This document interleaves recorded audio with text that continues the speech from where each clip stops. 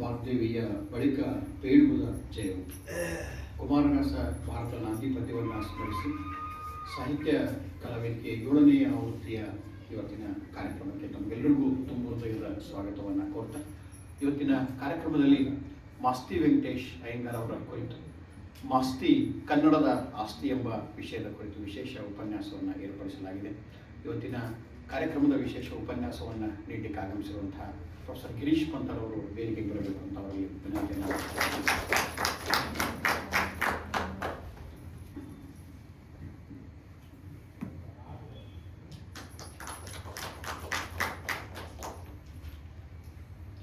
ಆರಂಭದಲ್ಲಿ ನಮ್ಮ ಇವತ್ತಿನ ಕಾರ್ಯಕ್ರಮವನ್ನು ಪ್ರಾರ್ಥನೆಯೊಂದಿಗೆ ಆರಂಭಿಸ್ತಾ ಇದ್ದೀವಿ. ಅರುಷಿ ರಾಜಪುರೋಹಿತರಿಂದ ಇದೀಗ ಒಂದು ಪ್ರಾರ್ಥನೆ.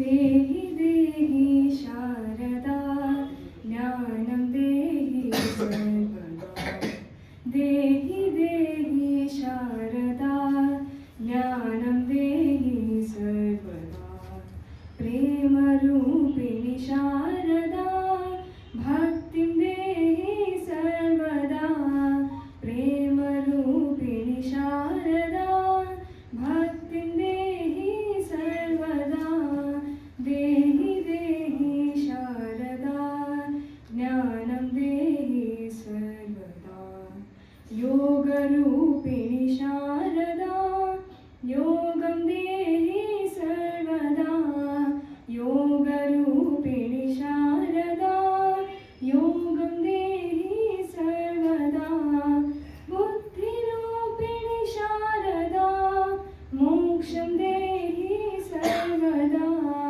देहि देहि शारदा ज्ञानं देहि सर्वदा, हंसवाहिनि हंसनादिनि हंसपूजिते शारदे, हंसवाहिनि हंसनादिनि हंसपूजिते शारदे, शारदे जय शारदे, शारदे जय शारदे, देहि देहि शारदा ज्ञानं देहि सर्वदा, पूर्णचन्द्रकला स्वरूपिणि पूर्णयोगिनि शारदे, पूर्णचन्द्रकला स्वरूपिणि पूर्णयोगिनि शारदे, शारदे जय शारदे, शारदे जय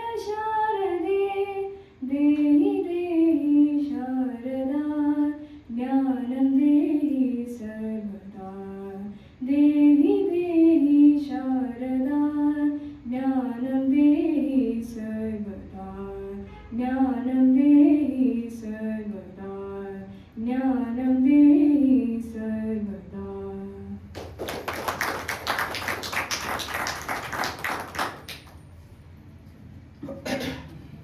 ಆರುಷಿಯವರಿಗೆ ವಂದನೆಗಳನ್ನು ಸಲ್ಲಿಸ್ತಾ ಇದೀಗ ಆಗಮಿಸಿದಂತಹ ನಮ್ಮ ಅತಿಥಿಗಳಿಗೆ ಪ್ರೀತಿಪೂರ್ವಕ ಪುಷ್ಪಾರ್ಪಣೆಯನ್ನು ಸಚಿನ್ ಅವರು ನೆರವೇರಿಸಿಕೊಳ್ಬೇಕು ಅಂತ ವಿನಂತಿ ಮಾಡ್ಕೊಳ್ತಾ ಇದ್ದೀವಿ.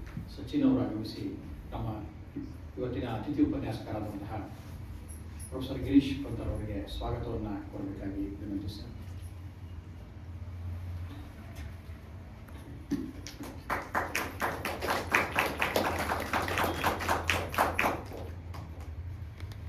ಧನ್ಯವಾದಗಳು. ಇದೀಗ ದೀಪ ಪ್ರಜ್ವಲನೆಯೊಂದಿಗೆ ಕಾರ್ಯಕ್ರಮಕ್ಕೆ ಶುಭಾರಂಭವನ್ನು ನೀಡಬೇಕಂತ ಪಂತರ್ ಸರ್ ಅವರಿಗೆ ಕೇಳ್ಕೊತಾ ಇದ್ದೀನಿ. ಇವತ್ತಿನ ಕಾರ್ಯಕ್ರಮದಲ್ಲಿ ಧಾರವಾಡದಿಂದ ಆಗಮಿಸಿರುವಂತಹ ಸಚಿನ್ ಅವರು ಕೂಡ ಇವತ್ತಿನ ಕಾರ್ಯಕ್ರಮದಲ್ಲಿ ಪಾಲ್ಗೊಳ್ಳಬೇಕು ಅಂತ, ಅರುಣ್ ರಾಜ್ಪುರೋಹಿತ್ ಅವರು ಹಾಗೆ ರವೀಂದ್ರ ಜೋಶಿ ಅವರು ಕೂಡ ಪಾಲ್ಗೊಳ್ಳಬೇಕು ಅಂತ ವಿನಂತಿ.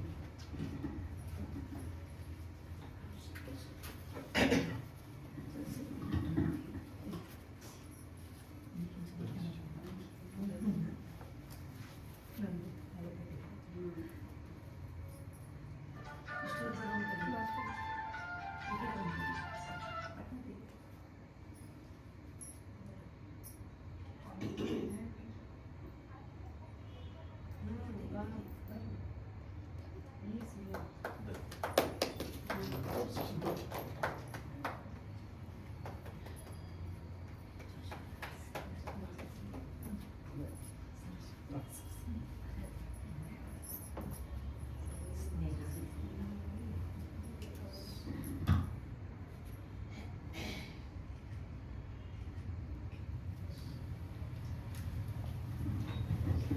ದೀಪ ಪ್ರಜ್ವಲನೆಯನ್ನು ಮಾಡುವಂತಹ ಪಂತರ್ ಸರ್ ಅವರಿಗೆ ಮತ್ತು ಸಚಿನ್ ಅವರಿಗೆ ಧನ್ಯವಾದ ಅರ್ಪಿಸ್ತಾ, ಪಂತರ್ ಅವರು ನಮಗೆಲ್ಲ ಭಾಳ ಆಶ್ಚರ್ಯಪಡಿಸ್ತಾರೆ. ಆದರೂ ಅವರ ಸಾಧನೆಗಳ ಬಗ್ಗೆ ಒಂದೆರಡು ಮಾತುಗಳನ್ನ ಇಲ್ಲಿ ಹೇಳಿ ಬಯಸ್ತಾರೆ. ಕಳೆದ ಒಂದು ತಿಂಗಳು 1.5 ತಿಂಗಳಿಂದ ನಾವು ಮತ್ತು ಅವರು ಪಂತರ್ ಸರ್ ಅವರು ಮಾತಾಡ್ತಾ ಇದ್ದಾರೆ. ಯಾಕೋ ನಮ್ಮ ಈ ಉತ್ತರ ಕರ್ನಾಟಕದ ಸಾಹಿತ್ಯ ವಲಯದಲ್ಲಿ ಮಾಸ್ತಿ ಅವ್ರ ಬಗ್ಗೆ ಯಾಕೋ ಹೆಚ್ಚು ಚರ್ಚೆಗಳಾಗ್ತಾ ಇಲ್ಲ ಅಂತ ಹೇಳಿ ಸರ್ ಹೇಳಿದ್ರು. ನಾನು ಹೌದಲ್ಲ, ಹಾಗಾದರೆ ನಮ್ಮ ಸಾಹಿತ್ಯ ಪರಿಷತ್ ಅಥವಾ ಸಾಹಿತ್ಯ ಕಲಾ ವೇದಿಕೆಯಲ್ಲಿ ಒಂದು ಉಪನ್ಯಾಸವನ್ನು ನಾವು ಮಾಸ್ತಿಯವ್ರ ಬಗ್ಗೆ ಏರ್ಪಡಿಸೋಣ, ನಾವೆಲ್ಲ ಬಹಳ ಅವ್ರ ಬಗ್ಗೆ ತಿಳ್ಕೊಂಡಿದ್ದು ಕಡಿಮೆ ಅಂತ ಹೇಳಿ ನಾವಿಬ್ಬರು ಚರ್ಚೆ ಮಾಡಿದಾಗ ನಾನು ಸರ್ಗೆ ಒಂದು ಏನು ಹೇಳಿದೆ ಅಂದರೆ, ಇಲ್ಲ ಸರ್ ನೀವೇ ಮಾಸ್ತಿ ವೆಂಕಟೇಶ ಅಯ್ಯಂಗಾರ್ ಅವ್ರ ಬಗ್ಗೆ ಮಾತಾಡಲಿ ಅಂತ ಹೇಳಿ ನಾನು ಹೇಳಿದೆ. ಅವರು ಏನ್ರಿ ಸರ್ ಸಜೆಷನ್ ಮಾಡಿದ್ರೆ ನೀವು ನಮಗೆ ಹೇಳ್ತಿರಲ್ಲ ಅಂತಂದ್ರೆ, ಇಲ್ಲ ನೀವು ಒಳ್ಳೆಯ ಉಪನ್ಯಾಸಕರಿದ್ರಿ ಸರ್, ತಾವೇ ಇದ್ರ ಬಗ್ಗೆ ಸಾಹಿತ್ಯದ ಬಗ್ಗೆ ಭಾಳ ಆಸಕ್ತಿ ಇದೆ, ನೀವೇ ಮಾತಾಡ್ರಿ ಅಂತ ಹೇಳಿ ನಾವು ಅವರಿಗೆ ಭಾಳ ಪ್ರೀತಿಪೂರ್ವಕ ಆಗ್ರಹವನ್ನು ಮಾಡಿದ್ವಿ. ಸರ್ ಒಪ್ಪಿಕೊಂಡು ಭಾಳ ಅಭ್ಯಾಸಪೂರ್ಣ ಉಪನ್ಯಾಸವನ್ನು ಇವತ್ತು ನೀಡಲಿಕ್ಕಿದ್ದಾರೆ. ನಾನು ಮತ್ತೊಮ್ಮೆ ಅವರಿಗೆ ಸ್ವಾಗತವನ್ನು ಕೋರ್ತೀನಿ. ಗಿರೀಶ್ ರಾಮಚಂದ್ರ ಪಂತರ್ ಅವರು ಸದ್ಯ ನಮ್ಮ ಗದುಗಿನ ಆದರ್ಶ ಶಿಕ್ಷಣ ಸಮಿತಿಯ DM ಬಾಗ್ಮಾರ್ ಸ್ನಾತಕೋತ್ತರ ಕೇಂದ್ರ MCOM ಕೋರ್ಸಸ್ಸಿಗೆ ಅವರು ಉಪನ್ಯಾಸಕರಾಗಿ ಸೇವೆಯನ್ನು ಸಲ್ಲಿಸ್ತಾ ಇದ್ದಾರೆ. ಕಳೆದ 26 ವರ್ಷಗಳಿಂದ ಕೂಡ ಅವರು ಲೆಕ್ಕಶಾಸ್ತ್ರ, ಟ್ಯಾಕ್ಸ್ ಬಗ್ಗೆ ಮತ್ತು ಇನ್ನೂ ಅನೇಕ ಕಾಮರ್ಸ್ ವಿಷಯಗಳ ಬಗ್ಗೆ ಬಹಳ ಪರಿಣಿತರು. ಎಷ್ಟು ಬೇಡಿಕೆ ಅವ್ರದ್ದಿದೆ ಅಂತಂದರೆ, ಬಹುಶಃ ನಮ್ಮ PG ಕೋರ್ಸಸ್ಗಳು ಗದಗ್ನಲ್ಲಿ MCOM ಕೋರ್ಸಸ್ ಎಲ್ಲೆಲ್ಲಿ ನಡೀತಾವೆ, ಅದು ನಮ್ಮ KSS ಇರ್ಬೋದು, ASS ಇರ್ಬೋದು, ಎಲ್ಲ ಕಾಲೇಜುಗಳಲ್ಲಿ ಪಂತರ್ ಸರೇ ಬೇಕು ಅಂತ ಹೇಳ್ತಾ ಇದ್ದಾರೆ. ಯಾಕಂದರೆ ಈ ಕಾಮರ್ಸ್ ಮತ್ತು ಅಕೌಂಟೆನ್ಸಿ ಬಗ್ಗೆ ಬಹಳ ಒಂದು ಆಳವಾದ ಅಧ್ಯಯನ ಮತ್ತು ಮ್ಯಾಥಮೆಟಿಕ್ಸ್ ಬಗ್ಗೆ ಅಷ್ಟೇ ಒಂದು ಪರಿಣಿತಿ ಬೇಕಾಗ್ತದೆ. ಹಾಗೆಯೇ ಅವರು CA ಫೌಂಡೇಶನ್ ಕೋರ್ಸ್ ಬಗ್ಗೆ ಕೂಡ ಸಾಕಷ್ಟು ವಿದ್ಯಾರ್ಥಿಗಳಿಗೆ ಮಾರ್ಗದರ್ಶನವನ್ನು ಮಾಡ್ತಾ ಇದ್ದಾರೆ. ಜೊತೆಗೆ ಅವರು ಗಿರೀಶ್ ಕಾಮರ್ಸ್ ಟ್ಯೂಟೋರಿಯಲ್ಸ್ನೂ ಕೂಡ ಕಳೆದ 2 ವರ್ಷದಿಂದ ನಡೆಸ್ಕೊತಾ ಬಂದಿದ್ದಾರೆ. ಇದು ಒಂದು ಕಡೆ ಅವರ ವೃತ್ತಿ, ಆದರೆ ಅವರ ಪ್ರವೃತ್ತಿ ಬಗ್ಗೆ ಒಂದು ಮಾತನ್ನು ಹೇಳಬೇಕು. ನಮ್ಮೆಲ್ಲ ಹೈಸ್ಕೂಲ್ ದಿನಗಳಿಂದ ನಾವು ಫ್ರೆಂಡ್ಸ್. ಪಂತರ್ ಸರ್ ಅಂದ್ರೆ ನಾವು RSS ಅಂತ ಅಂತೀವಿ. ಅಷ್ಟರ ಮಟ್ಟಿಗೆ ಅವರು ರಾಷ್ಟ್ರೀಯ ಸ್ವಯಂ ಸೇವಕ ಸಂಘದ ಚಟುವಟಿಕೆಯಲ್ಲಿ ಪಾಲ್ಗೊಳ್ತಾ ಇದ್ರು. ನಮ್ಮ ಭಾಗದಲ್ಲಿ ನಮ್ಮ ವಕೀಲ್ ಚಾಳ ಇರ್ಬೋದು, ನಮ್ಮ ಈ ಕಡೆ ಮಸಾರ್ ಇರ್ಬೋದು, RSS ಬಗ್ಗೆ ನಮಗೆಲ್ಲ ಬಹಳ ಪರಿಚಯವನ್ನು ಮಾಡಿಕೊಟ್ಟವರು ಪಂತರ್ ಸರ್ ಅವ್ರ ಜೊತೆ ನಮ್ಮ ಶಾಖೆಗಳಿಗೆ ಹೋಗ್ತಾ ಇದ್ವಿ. ನಂತರದ ದಿನಗಳಲ್ಲಿ ನಮ್ಮ ಸಂಘ ಪರಿವಾರದ ಬೇರೆ ಬೇರೆ ಒಂದು ಸಂಘಟನೆಗಳಲ್ಲಿ ಕೂಡ ಅವರು ಬಹಳ ಕ್ರಿಯಾಶೀಲರಾಗಿ ತೊಡಗಿಸ್ಕೊಂಡಿದ್ದು. ABVPಯಲ್ಲಿ ನಮ್ಮ ಜೊತೆಗೆ ಅವರು ಸಾಕಷ್ಟು ಕೆಲಸ ಮಾಡಿದರು. ಆಮೇಲೆ ನಮ್ಮ ಸರ್ಕಾರ ಈ NEP, ಈ new air education national education policy, ಈ ನ್ಯಾಷನಲ್ ಎಜುಕೇಷನ್ ಪಾಲಿಸಿ ಬಂದಾಗ ಒಂದು ಭಾರತೀಯ ಶಿಕ್ಷಣ ಮಂಡಲ ಅನ್ನುವಂಥ ಒಂದು ಸಂಘಟನೆ ಪ್ರಾರಂಭ ಆಯಿತು. ಅದರಲ್ಲಿ ಸರ್ ನಮ್ಮನ್ನೆಲ್ಲ ಜೋಡಿಸಿದ್ರು, ನಮ್ಮನ್ನು ಮತ್ತು ಉಡುಪಿ ಮೇಡಮ್ ಅವರು ಭಾಳ ಚೆನ್ನಾಗಿ ಹಿರಿಯರು ಚಿಂತಕರು ನಮ್ಮ ಜೊತೆಗೆ ಭಾರತೀಯ ಶಿಕ್ಷಣ ಮಂಡಲದಲ್ಲಿ ಹೇಗೆ ನಾವು ಶಿಕ್ಷಣವನ್ನು ಪರಿವರ್ತನೆ ಮಾಡಬಹುದು ಅನ್ನೋದ್ರ ಬಗ್ಗೆ ಕೂಡ ಚರ್ಚೆ ಮಾಡಿದ್ರು. ಅನೇಕ ಲೇಖನಗಳನ್ನು ಕೂಡ ಸರ್ ಅವರು ಬರೆದಿದ್ದಾರೆ. ಅದು ಬಹಳ ವಿಶೇಷ ಅಂದರೆ, ನಾವು ಬೌದ್ಧಿಕ ಅಂತ ಕರಿತೀವಿ. ಸಂಘ ಪರಿವಾರದಲ್ಲಿ ಬಹಳಷ್ಟು ಅಧ್ಯಯನಪೂರ್ಣವಾದಂತಹ ಈ ಸಂಘ, ರಾಷ್ಟ್ರೀಯ ಸ್ವಯಂ ಸೇವಕ ಸಂಘದಲ್ಲಿ ಬೌದ್ಧಿಕ ವರ್ಗಗಳನ್ನು ಅವ್ರು ತೆಗೆದುಕೊಳ್ತಾ ಇದ್ರು. ಬೌದ್ಧಿಕ ವರ್ಗಗಳನ್ನು ಹಿಂಗೆ ಇರ್ತಿದ್ವು, ಯಾವ ಫಾರ್ಮ್ಯಾಲಿಟೀಸ್ ಅಲ್ಲಿ ಇಲ್ಲ, ನೇರವಾಗಿ ವಿಷಯವನ್ನು ಬಹಳ ಪರಿಣಾಮಕಾರಿಯಾಗಿ ಅವರು ಮುಟ್ಟಿಸೋದು. ಆ ಕಾರ್ಯವನ್ನು ಪಂತರ್ ಸರ್ ಅವರು ಬಹಳ ದಿನಗಳಿಂದ ಮಾಡ್ತಾ ಬಂದಿದ್ದಾರೆ. ಉತ್ತಮ ಉಪನ್ಯಾಸಕ ಅಂತ ಹೇಳಿ ಅನೇಕ ಅವರಿಗೆ ಪ್ರಶಸ್ತಿ ಪುರಸ್ಕಾರಗಳಿಗೆ ಕೂಡ ಅವರು ಭಾಜನರಾಗಿದ್ದಾರೆ. ಜೊತೆಗೆ Rajiv Gandhi best lecture excellence award ಕೂಡ ಅವರಿಗೆ ದೊರಕಿದೆ. ನಮಗೆಲ್ಲ ಬಹಳ ಸಂತೋಷ ಮತ್ತು ಹೆಮ್ಮೆಯ ಸಂಗತಿ. ಇತ್ತೀಚೆಗೆ ಅವರು ನಮ್ಮ ಶೃಂಗೇರಿ ಮಠದ ಶಂಕರ ತತ್ವ ಪ್ರಸಾರ ಅಭಿಯಾನ, ಅದರದ್ದು ನಮ್ಮ ಗದಗ ಜಿಲ್ಲಾ ಸಂಚಾಲಕರಾಗಿ ಶಂಕರ ಭಜನಾ ಮಂಡಳಿಗಳನ್ನು, ಶಾರದಾ ಭಜನಾ ಮಂಡಳಿಗಳನ್ನು ಸಂಘಟಿಸಿ ಶೃಂಗೇರಿಗೆ ಕರ್ಕೊಂಡು ಹೋಗಿ, ಜೊತೆಗೆ ಶಂಕರರ ಅದ್ವೈತ ತತ್ವ ಪ್ರಸಾರ ಕಾರ್ಯದಲ್ಲಿ ಕೂಡ ತಮ್ಮ ಸೇವೆಯನ್ನು ಸಲ್ಲಿಸ್ತಾ ಇದ್ದಾರೆ. ಸೊ ಅವರ ಒಂದು ಸೇವೆ ಮತ್ತು ಸಾಧನೆ ಇದೇ ರೀತಿ ಮುಂದುವರಿಲಿ ಅಂತ ಹಾರೈಸ್ತಾ, ಇದೀಗ ನಮ್ಮ ಕನ್ನಡದ ಆಸ್ತಿ ಮಾಸ್ತಿ ಅಂತ ಹೆಸರಾಗಿದ್ದಾರೆ. ಸಣ್ಣ ಕಥೆಗಳ ಜನಕ ಅಂತ ನಾವು ಕರಿತಾ ಇದ್ದೀವಿ. ಅವರು ಮೈಸೂರು ಒಡೆಯರ ಕಾಲದಲ್ಲಿ ಒಂದು ಸರ್ಕಾರಿ ನೌಕರಿ ಸೇವೆಯಲ್ಲಿದ್ದರೂ ಕೂಡ ತಮ್ಮ ಪತ್ರಿಕೆಗಳ ಮೂಲಕ ಬೇಂದ್ರೆ ಅಂಥವರಿಗೆ ಸಹಾಯವನ್ನು ಸಲ್ಲಿಸೋದರ ಮೂಲಕ ಕನ್ನಡ ಸಾಹಿತ್ಯವನ್ನು ಶ್ರೀಮಂತಗೊಳಿಸಿದ್ರು. ಎಷ್ಟರ ಮಟ್ಟಿಗೆ ಶ್ರೀಮಂತಗೊಳಿಸಿದ್ರು ಅಂದರೆ, ಅವರಿಗೆ ಜ್ಞಾನಪೀಠ ಪ್ರಶಸ್ತಿ ಕೂಡ ಪುರಸ್ಕೃತರಾದರು. ಅವ್ರ ಬಗ್ಗೆ ನಮಗೆಲ್ಲ ತಿಳಿದದ್ದು ಭಾಳ ಕಡಿಮೆ.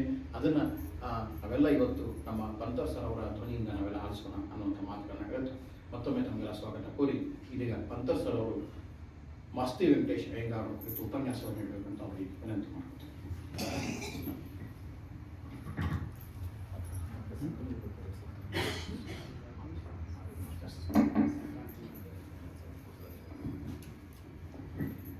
ಆರಂಭದಲ್ಲಿ ಇತ್ತೀಚೆಗೆ ರಥಸಪ್ತಮಿ ಮತ್ತು ಮಕರ ಸಂಕ್ರಾಂತಿ ಬಗ್ಗೆ ಒಂದೆರಡು ಮಾತುಗಳನ್ನು ನಾವು ಪ್ರಾಸ್ತಾವಿಕವಾಗಿ ಹೇಳಿ ಈ ಪರ್ವಕಾಲದಲ್ಲಿ ನಂತರದಲ್ಲಿ ಉಪನ್ಯಾಸವನ್ನು ನಾವು ಪ್ರಾರಂಭ ಮಾಡಬೇಕಂತ ಕೂಡ ನಾನು ವಿನಂತಿ ಮಾಡ್ತೇನೆ. ಎಲ್ಲರಿಗೂ ನಮಸ್ಕಾರಗಳು.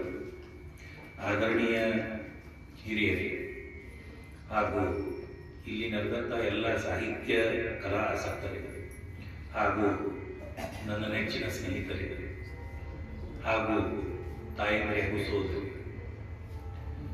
ಇಲ್ಲಿವರೆಗೂ ನಾನು ಈ ಸಾಹಿತ್ಯ ಕಲಾ ರಂಗಕ್ಕೆ ನಾನು ಬರ್ತಿದ್ದೆ, ಒಬ್ಬ ಕೇಳುಗರಾಗಿ ಬರ್ತಿದ್ದೆ. ಎಲ್ಲ ಯಾವ ಕಾರ್ಯಕ್ರಮ ತಪ್ಪಿಸಿಲ್ಲ, ಪ್ರತಿ ಇದಕ್ಕೂ ಅಟೆಂಡ್ ಆಗಿದ್ದೆ. ಆದ್ರೆ ದತ್ ಪ್ರಸನ್ನ ಪಾಟೀಲ್ ಅವರು, ಜೋಶಿ ಅವರು, ಅರುಣ್ ಅವರು ನೀವೇ ಈ ಸಲ ಒಂದು ವಿಷಯ ತಗೊಂಡು ಮಾತಾಡಬೇಕು ಅಂತ ಹೇಳಿದಾಗ ನಾನು ಒಳ್ಳೆಯ ವಾಗ್ಮಿ ಅಲ್ಲ, ಮಾತುಗಾರನೂ ಅಲ್ಲ, ಆದ್ರೆ ಏನೋ ನನ್ನ ಮೇಲೆ ಒಂದು ವಿಶ್ವಾಸ ಇಟ್ಟದ ಅಂತ ಹೇಳಿ ಅದಕ್ಕೆ ನ್ಯಾಯ ಒದಗಿಸಲಿಕ್ಕೆ ನಾನು ಪ್ರಯತ್ನ ಮಾಡ್ತೇನೆ. ಸೊ ಇಲ್ಲಿ ಮೊದಲಿಗೆ ನಾವು ರಥಸಪ್ತಮಿ ವಿಷಯದ ಬಗ್ಗೆ ಸ್ವಲ್ಪ ವಿಚಾರ ಮಾಡೋಣ. ರಥಸಪ್ತಮಿ ಸಂಕ್ರಾಂತಿ ಬಗ್ಗೆ ಸ್ವಲ್ಪ ಮಾತಾಡೋಣ ಅಂತ ಹೇಳಿದ್ರೆ ಅದ್ರ ಮೇಲೆ ನಾನು ಮಾಸ್ತೇವ ವಿಷಯ ಬರ್ತೀನಿ. ನಮಗೆಲ್ಲ ಗೊತ್ತಿರಬೇಕು, ಸೂರ್ಯ ಮತ್ತು ಚಂದ್ರ ಇವರು ನಮಗೆ ಕಾಣುವ ದೇವರುಗಳು, ಕಣ್ಣಿಗೆ ಕಾಣುವ ದೇವರುಗಳು. ರಥಸಪ್ತಮಿ ಇದು ಸೂರ್ಯನ ಒಂದು ಆರಾಧನೆ ಮಾಡುವಂತ ಒಂದು ದಿವಸ. ಕಶ್ಯಪ ಮತ್ತು ಅದಿತಿ ಇವರ ಮಗನಾಗಿ ಸೂರ್ಯ ಹುಟ್ಟುತ್ತಾನೆ. ಹಿಂಗಾಗಿ ಅವಾಗ ಅದಿತಿ ಮಗ ಅಂತ ಹೇಳ್ಕೊಂಡು ಆದಿತ್ಯ ಅಂತ ಹೇಳ್ತಾರೆ. ಸೊ ಆಮೇಲೆ ಸೂರ್ಯದೇವ ಸೌಜ್ಞಾದೇವಿ ನಕ್ಕಿನ ಮದುವೆ ಆಗ್ತಾರೆ. ಸೌಜ್ಞಾದೇವಿ ಅಥವಾ ಸುರೇಣು ಅಂತ ಹೆಸರು, ಸೌಜ್ಞಾದೇವಿ ಅಥವಾ ಸುರೇಣು. ಮತ್ತು ಸೂರ್ಯ ಅದ್ಭುತ ತೇಜಸ್ಸು, ಪ್ರಖರತೆ ಅಂದ್ರೆ ಅಷ್ಟು ಪ್ರಖರತೆ. ಹಿಂಗಾಗಿ ಸೌಜ್ಞಾದೇವಿ ಅವನ ಜೊತೆ ಸಂಸಾರ ಮಾಡಿ 3 ಮಕ್ಕಳನ್ನ ಹಾಕ್ತಾರೆ. ಒಂದೇದ್ದು ಶ್ರಾದ್ದ ದೇವ, ಅವಾಗ ನಾವು ವೈವಸ್ವತ ಮನು ಅಂತ ಕರೀತೀವಿ. ಮತ್ತು ಯಮದೇವರು ಮತ್ತು ಯಮನಾದೇವಿ ಇವರು ಅವಳಿ ಜವಳಿಯಾಗಿ ಹುಟ್ಟುತ್ತಾರೆ ಸೂರ್ಯನಿಗೆ. ಆದ್ರೆ ಏನು ಮೊದಲೇ ಸ್ವಲ್ಪ ದಿನ ನಡೀತ ಸಂಸಾರ, ಆಮೇಲೆ ಅವನ ಪ್ರಖರತೆ ದಿನದಿಂದ ಜಾಸ್ತಿ ಆಗ್ತಾ ಹೋಗ್ತು ಸೂರ್ಯನಿಗೆ. ಆ ಸೌಜ್ಞಾದೇವಿಗೆ ತಡ್ಕೊಳ್ಳೋದಾಗಂಗಿಲ್ಲ, ಸಂಸಾರ ಮಾಡೋದಾಗಂಗಿಲ್ಲ, ಅವನ ಜೊತೆ ಇರೋದಾಗಂಗಿಲ್ಲ. ಅಷ್ಟರ ಮಟ್ಟಿಗೆ ಪ್ರಖರತೆ ಶುರುವಾಗ್ತದೆ ಸೂರ್ಯನಿಗೆ. ಅದಕ್ಕಾಗಿ ನಾನು ತವ್ರ ಮನೆಗೆ ಹೋಗ್ಬಿಡ್ಬೇಕು ಅಂತ ಹೇಳಿ ವಿಚಾರ ಮಾಡಿ ತುಷ್ಟದೇವ ಅವಳ ತಂದೆ ತವ್ರ ಮನೆಗೆ ಹೋಗ್ಬೇಕು ಅಂತ ವಿಚಾರ ಮಾಡ್ತಾಳೆ. ಅದಕ್ಕೆ ಏನು ಶಾಣೆತನ ಮಾಡ್ತಾಳೆ ಅಂದ್ರೆ ಇನ್ನೊಬ್ಬ ತನ್ನ ಒಂದು ರೋಲ್, ಡಬಲ್ ರೋಲ್ ಅಂತ ಹೇಳಿ ನಾವು ಪಿಕ್ಚರ್ ನೋಡ್ತೀವಿ, ಅದರ ತನ್ನದೇ ಒಂದು ಪ್ರತಿರೂಪವನ್ನ ಮಾಡಿ ಹೋಗ್ತಾಳೆ. ಅದೇ ಒಂದು ಛಾಯಾದೇವಿ. ಅದೇ ಪ್ರತಿರೂಪವನ್ನ ಮಾಡಿ ಸೂರ್ಯಗೆ ಆಕೆ ಸೌಜ್ಞಾದೇವಿನ ಅನ್ಸ್ಬೇಕು. ಆ ಟೈಪ್ ಛಾಯಾದೇವಿಯನ್ನ ಅಲ್ಲಿಟ್ಟು ತಾನು ತವ್ರ ಮನೆಗೆ ಹೋಗ್ತಾಳೆ. ಬಟ್ ಛಾಯಾದೇವಿ ಹೇಳ್ತಾಳೆ, ಒಂದ್ ವೇಳೆ ಅವನು ನಿಜ ಗೊತ್ತಾಗಿ ಮತ್ ನನಗೇನು ಶಾಪ ಕೊಡ್ಲಿಕ್ಕೆ ಬಂದ್ರ ಶಿಫ್ಟ್ಗೆ ಅದ್ರ ಸೂರ್ಯ ಅವನ ನಿಜ ಸತ್ಯವನ್ನ ನಾ ಹೇಳ್ಬಿಡಕ್ಕ ಅಂತೇಳಿ ಛಾಯಾದೇವಿ ಹೇಳ್ತಾಳೆ. ಈ ತರ ದುಷ್ಟದೇವನ ತಂದೆ ಮನೆಗೆ ಹೋದ್ಮೇಲೆ ಆಮೇಲೆ ತಂದೆ ಆಮೇಲೆ ಸತ್ತಿನ ಇಟ್ಕೊಂಡು ಆಮೇಲೆ ಗಂಡ ಮನೆಗೆ ಹೋಗಿ ನೀನು ಅಂತ ಹೇಳಿ ಶುರು ಮಾಡ್ತಾನೆ. ಆದ್ರೆ ಅವ್ರು ಸೂರ್ಯನ ಪ್ರಕೃತಿಗೆ ತಡ್ಕೊಳಿಕ್ಕೆ ಆಗಿಲ್ಲ. ಹಿಂಗಾಗಿ ಆಕಿ ಛಾಯಾದೇವಿನ ಆಕಿನ ಪ್ರತಿವೃತ್ತಿ ಸ್ತ್ರೀಯಾಗಿ ಸೂರ್ಯದೇವನ ಜೋಡಿ ಇರ್ತಿರ್ತಾಳೆ. ಮತ್ತೆ ಆಕಿ ಒಂದು ಕುದುರೆ ರೂಪದ ತಡದು ಹುಲ್ಲು ತಿನ್ಕೊಂತ ಇದ್ಬಿಟ್ಟಿರ್ತಾಳೆ. ಈ ಕಡೆ ಸೂರ್ಯನ ಕಡೆನೂ ಹೋಗ್ಲಿಲ್ಲ, ಈ ಕಡೆ ತವ್ರ ಮನೆಗೂ ಹೋಗ್ಲಿಲ್ಲ. ಛಾಯಾದೇವಿ ಗೆ ಒಂದು ಇದು ಹೇಳ್ತಾಳೆ, ಏನಂದ್ರೆ ಈ 3 ಮಕ್ಕಳನ್ನ ನೀನು ಚಂದಾಗ ಆರೈಕೆ ಮಾಡು, ಕಾಳಜಿ ಮಾಡು ಅಂತ ಹೇಳೋದಿರ್ತಾಳೆ. ಆದ್ರೆ ಛಾಯಾದೇವಿ ಮತ್ತು ಸೂರ್ಯದೇವಿ ಇಬ್ರು ಸಂಸಾರದಾಗ ಮತ್ತೆ 2 ಮಕ್ಕಳು ಕೊಡ್ತಾವು. ಅದು ಒಂದು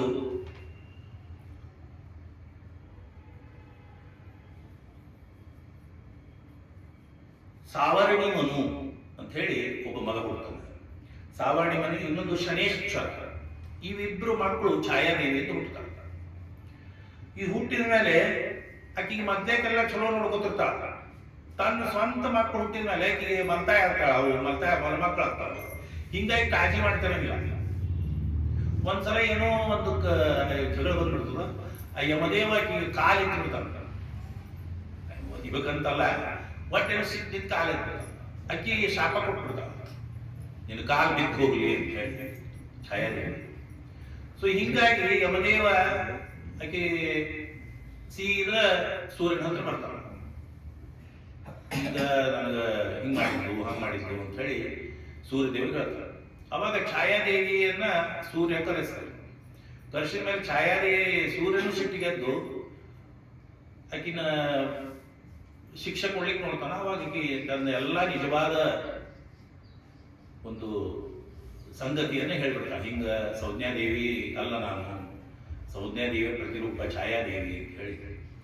ಹಿಂಗಾಗಿ ಸೂರ್ಯದೇವ ಅಕ್ಕಿನ ಸಂಜ್ಞಾದೇವಿ ಅವ್ನು ಹತ್ತಿರ್ತದ, ಅವರು ಸಂಜ್ಞಾದೇವಿನ ಛಾಯಾದೇವಿನ ಸಂಜ್ಞಾದೇವಿ ಅಂತ ತಿಳ್ಕೊಂಡಿರ್ತಾನೆ. ಮತ್ತು ಸೀದಾ ಸೂರ್ಯ ಮಾವನ ಮನೆಗೆ ಬರ್ತಾನೆ, ತುಷ್ಟದೇವನ ಮನೆಗೆ ಬಂದಾಗ ಅವಾಗ ಹಿಂಗ ಬಂದಿದ್ದಕ್ಕಿ ನಮ್ಮ ಗಂಡ ಮನೆಗೆ ಹೋಗಿಸು ನಿಮ್ಮ ಮನೆಗೆ ಅಂತ ಹೇಳಿ, ಇಲ್ಲ ಅಲ್ಲಿ ಹೋಗಿಲ್ಲ, ಕುದುರೆ ರೂಪ ತಾಳೆ ಹುಳು ತಿನ್ಕೊತ ಇದ್ದಾಳೆ ಹೇಳಿ ಸಂಜ್ಞಾದೇವಿ ಬಗ್ಗೆ ಹೇಳ್ತಾಳೆ. ಅವಾಗ ಸೂರ್ಯ ಅವನು ಕುದುರೆ ರೂಪ, ಗಂಡು ಕುದುರೆ ರೂಪ ತಾಳೆ ಸೀದಾ ಸಂಜ್ಞಾದೇವಿ ಹತ್ರ ಬರ್ತಾನೆ. ಮತ್ತು ಅವರ ಏನು ದುಷ್ಟದೇವಿ ಇರ್ತಾನ ಅವ ಹೇಳ್ತಾನೆ, ನಿನ್ನ ಪ್ರಖರತೆಗೆ ಭಾಳ ಆಗ್ತದ, ಈಗ ರೋಗ ಆಗೋಲ್ತು, ಅದಕ್ಕೆ ನಾನು ಹೆಂಗಂದ್ರು ಒಬ್ಬ ಶಿಲ್ಪಿ, ನಿನ್ನ ಚುಳೋತ್ನಾಗಿ ನಾನು ತಿದ್ದಿ ಒಂದು ಚಕ್ರ ಟೈಪ್ ಮಾಡಿ ನಿನ್ನ ಶಾಂತ ಆಗುವಂಗ ನಾ ಮಾಡ್ತೀನಿ ಅಂತ ಹೇಳಿ ಸೂರ್ಯದೇವನ ಚೇಂಜ್ ಮಾಡ್ತಾನೆ. ಮತ್ತು ಸೂರ್ಯದೇವ ಗಂಡು ಕುದುರೆಯಾಗಿ ಹೋಗಿ ಅಲ್ಲಿ ಛಾಯಾದೇವಿ ಸಂಜ್ಞಾದೇವಿ ಜೊತೆ ಇರ್ತಾನ. ಮತ್ತು ಅಲ್ಲಿ ಅಶ್ವಿನಿ ದೇವತೆಗಳು ಹುಟ್ಟುತ್ತಾರೆ. ಆಯುರ್ವೇದದೆಲ್ಲ ಗೊತ್ತಿರ್ಬೇಕು ನಮ್ಗೆ, ಅಶ್ವಿನಿ ದೇವತೆಗಳು ಅಂತ, ಅವರು ಕುದುರೆ ಮುಖದವರು.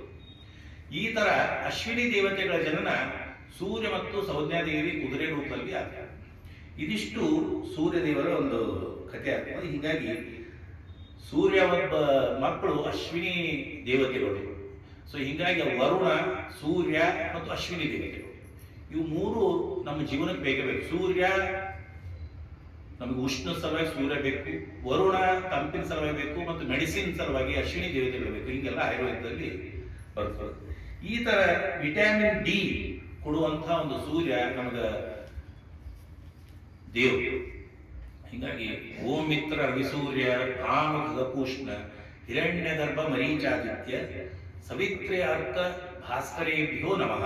ಓಂ ಶ್ರೀ ಸವಿತ್ರ ಸೂರ್ಯ ನಾರಾಯಣ ನಮಃ ಅಂತ ಹೇಳಿ 13 ಸೂರ್ಯ ನಮಸ್ಕಾರ ಮಂತ್ರಗಳಿಂದ ನಮ್ಮ 9 ಯೋಗಾಸನಗಳನ್ನು ಕೂಡಿದಂಥದ್ದು ಒಂದು ಸೂರ್ಯ ನಮಸ್ಕಾರ ವ್ಯಾಯಾಮ ನಿತ್ಯ ಮಾಡಿದ್ರೆ ಸೂರ್ಯನಂತಹ ತೇಜಸ್ಸು ಮುಖದಲ್ಲಿ ಬರ್ತದೆ ಅಂತ ಹೇಳಿ ಅದನ್ನು ಆಯುರ್ವೇದದಲ್ಲಿ ಹೇಳ್ತಾರೆ.